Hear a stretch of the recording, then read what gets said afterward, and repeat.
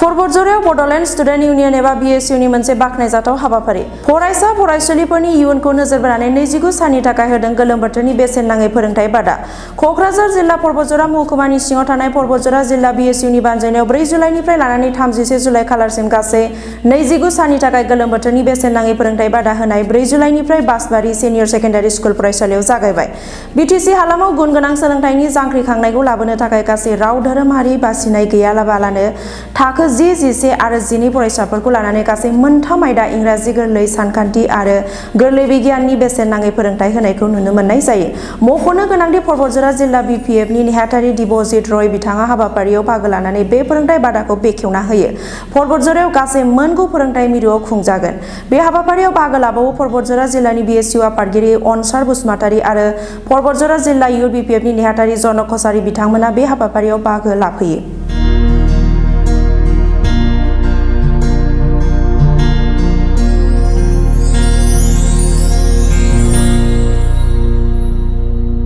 আমার BPF দলৰ ফালৰ পৰা আমি ক্লাছ 10, 11 আৰু 12 ষ্টুডেণ্টবিলাকৰ ফ্ৰী কোচিং কেম্প এই সামাৰ ভেকেশ্যনত ফ্ৰী কোচিং কেম্পৰ কাৰণে আমি ষ্টাৰ্ট কৰিছোঁ।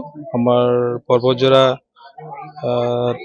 টোটাল আমি 10টা VCDCতে হাই স্কুল আৰু হায়াৰ ছেকেণ্ডেৰীবিলাকত আমি ষ্টুডেণ্টবিলাকক এই সামাৰ ভেকেশ্যনত BPF দলৰ ফালৰ পৰা ফ্ৰী কোচিঙৰ কাৰণে আমি যোগাযোগ কৰি পেলাই আজি বাসবাৰীতো আমি মুকলি কৰিলোঁ। ইয়াৰ আগতে চিলবাৰীতো আৰম্ভ হৈছে। তো সোমবাৰৰ পৰা গোটেইকেইটা আমাৰ VCDC যিখিনি বাকী থাকি গ'ল সোমবাৰৰ পৰা গোটেইকেইটাত আমি আৰম্ভ কৰি দিম। এইটো আমি প্ৰত্যেকটো স্কুল আৰু হায়াৰ ছেকেণ্ডেৰী প্ৰিন্সিপাল আৰু হেডমাষ্টাৰসকলৰ লগত কথা পাতিছোঁ।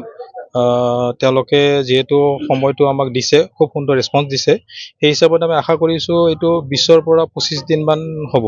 আমাৰ কোচিংটো 20 পৰা 25 দিনমান হ'ব এই মাহতে। जोंनि बे BSU डिस्ट्रिक्ट BSU आरो बड'ल डिस्ट्रिक्ट इउथनि दैदेननाय बे कोचिं क्लासनि गेजेरजों जोङो बड'ल सिङाव थानाय गासै जाथि जनगोष्ठीनि फरायसाफोरखौ जाहाथे भबिष्यतआव मोनसे मोजां राहा लानो थानो हायो।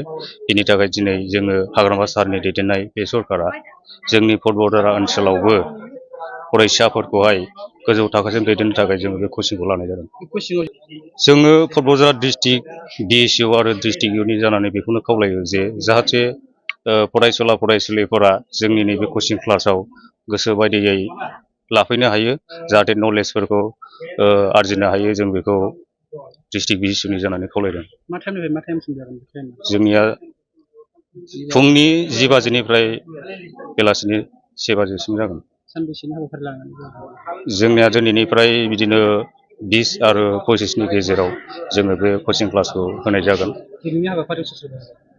दिनैनि हाबाफारियाव जोङो बड'ल डिस्ट्रिक्ट BPF कमिटिनि मानगोनां जेनेरेल सेक्रेटारि दिबजित दादा, लोगोसे डिस्ट्रिक्ट कमिटिनिनो भाइस प्रेसिडेन्ट आरो लोगोसे जोंनि डिस्ट्रिक्ट कमिटिनि इउथ डिस्ट्रिक्ट कमिटिनि इउथ सेक्रेटारि आरो लोगोसे आं BSU नि प्रेसिडेन्ट। जोङो बे हाबाफारियाव बाहागो लानानै जोङो गोजोननाय मोन्दों जे दिनैनि अपेनिं टाइमाव बासबारि बे सेकेन्डारि स्कुलाव फरायसुला फरायसुलिफोरा जयैनो बाहागो लाफैनायखौ